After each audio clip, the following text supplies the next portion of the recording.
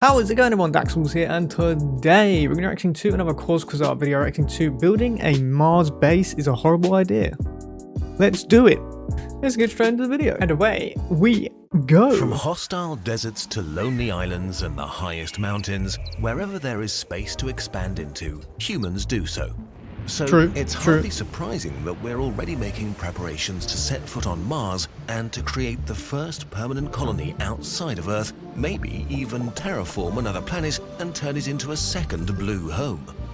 But if we could, bro, before we can get to the nice future stuff, we first have to complete the second phase of colonization, creating a semi-permanent outpost to prepare the ground for a larger human presence. Oh, of course, but doing so will be gruesome. Imagine being the first lot to step on it. It'd be impressive, but it'd be like, nah. So you don't want to be first, but you do. Species like us, Mars is extreme. At first glance, Mars seems familiar. Polar ice caps, large valleys, liquid water under its surface, and a day barely longer than Earth's. The ideal place for us to go. True. Unfortunately, Mars is actually a cold, radioactive desert where the ground is poisonous and breathing is impossible. Mars is awful. You almost certainly don't want to go there. It's awful. The pioneers doing the hard so work why do we Mars want to? have an intensely stressful life filled with incredibly challenging problems never encountered before. But there are plenty of people willing to do that work, and we have the technology to enable them to do it. For this video, we will assume there have been prior missions to Mars to scout out a good place for an outpost, store resources and equipment, and that there's already a moon base that serves as a hub for Mars missions. The first major challenge for our outpost is the fact that Mars is very energy poor. Wait, we would have to have a moon base on Mars's moons before we could actually get onto Mars, really? I didn't know that. From the sun, solar power is only 40% as effective as on Earth. But even this weakened sunlight is often obscured for days by enormous dust storms. Solar power alone will probably not be enough. Alternatives such as wind power and geothermal energy are also unfeasible, as there's hardly any atmosphere and Mars's interior is much too cold. Initially, nuclear technology might be the only option. Since Mars doesn't have easily accessible radioactive elements, the nuclear fuel needs to come from Earth along with the reactor.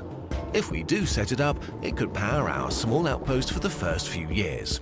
Unfortunately, all that energy won't be very useful if we can't breathe. Mars's atmosphere is only 1% as dense as Earth's and mostly made up of CO2.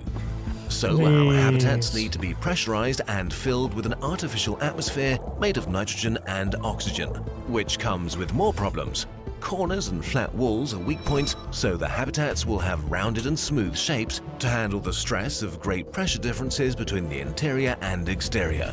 The airlocks need to be very airtight and work perfectly every time.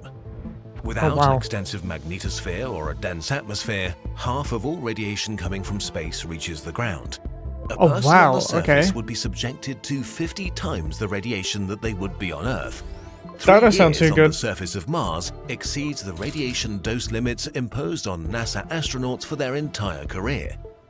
This increases cancer risks significantly.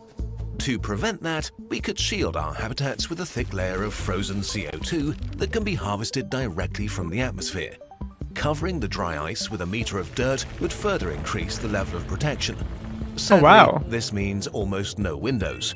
From the inside, most living spaces will be windowless tunnels. From the outside, they'll look like burial mounds. All of this would still not hold back all the radiation, but reduce it just enough to be survivable for long periods of time. It won't, however, protect anyone who ventures outside. So remote-controlled robots will be used for routine work on the surface, while our crew stays inside. That's ridiculous. Staying inside is a good idea for another reason. Mars dust. It's much finer than dust on Earth, so it could find its way into the gears or electronics of our machines. Because it's also very... Sorry, I said that's ridiculous because how the hell we're going to a new planet to colonize it to make it livable, and so far it's not seeming too good. Very dry, it's electrostatically charged, sticking to everything, like spacesuits. It would be impossible to avoid carrying lots of Mars dust into our habitat and into the lungs of our crew. To make this even worse, Mars's soil is filled with very toxic perchlorate salts. Constant exposure could be deadly. This problem can still be overcome though. Spacesuits, for example, could be made in a way that they never truly enter the base, but stay attached to the outside of the habitats. Okay, great. Now we've safely isolated humans in terms of energy and air, and protected them from cancer, we just need to feed them. Water is easy to come by if a settlement is positioned near the Martian poles with their thick layers of ice. Growing food is a different kind of challenge though. Mars's soils are alkaline and lack the vital nitrogen compounds that plants need to grow. Before we can grow anything, we will have to decontaminate the soil, which is difficult and expensive. Then the soil can be fertilized using recycled biological waste. All of this will take a lot of time and is very energy intensive.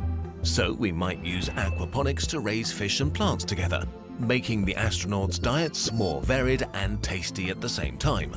This will be an important psychological boost for our overworked crew. All of these things don't solve one fundamental problem though. Mars has only 38% of Earth's surface gravity, which could cause muscle wasting, bone loss, and cardiovascular problems. Jesus. While this might be solved in the future by setting up rotating living spaces, for now our crew has to live with low gravity and exercise a lot to slow the degradation down. The crews will probably have to rotate every few years. After being stuck indoors in tight spaces without windows, with the same people, performing the same routines day in, day out, with little contact from the outside world, that can make you go crazy. A lot to worry about. Like Antarctic scientists or submarine staff, they will undergo intense psychological screening to make sure they're mentally resilient enough to handle this lifestyle for several years.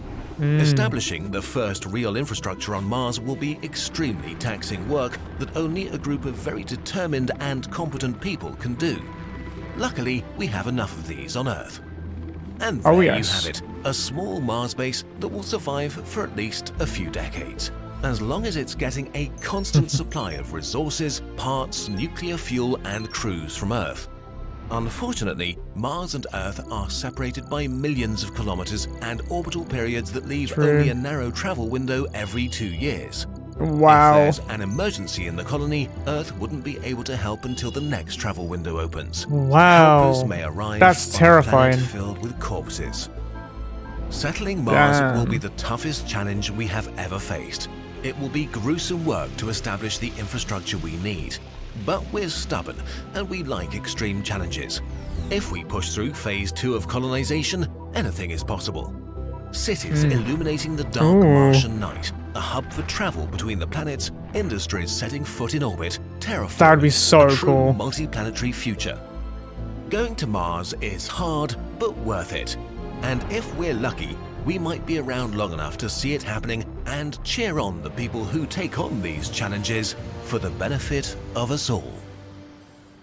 Damn straight. Figuring out complex stuff is one of the best feelings ever, especially if you don't have to do it all by yourself. Our friends from Brilliant can help you out with that part. Brilliant is a Imagine if Mars was like Earth 1.0 and Earth is just Earth 2.0. We originally were there and we went here and then now we're going back there. Build up to an interesting conclusion. That'd be crazy. This way, science becomes something you actually do actively and not only hear about. With Brilliant, you can bear down on dozens of interesting courses and puzzles about topics like solar energy, gravity, and astronomy. If you visit brilliant.org/nutshell or click the link in the description, you can sign up for free and learn all kinds of things. And as a bonus for Kurzgesagt viewers, the first 688 people will also get 20% off their annual membership. Poggers. With Brilliant, you finish your day a little bit smarter. And no Mars dust to deal with. We promise. Can't get enough of Mars? We've also made a poster about it. Cool. You can learn some more about the hardships of Mars colonization, or just look at the pretty colours. Go get it here. I think Elon's pushing for this, isn't he? He's pushing for the Mars living thing. Okay, very good, very good. Like I said though, we've got to have a base on Mars's moons before we can progress, right? Or something like that.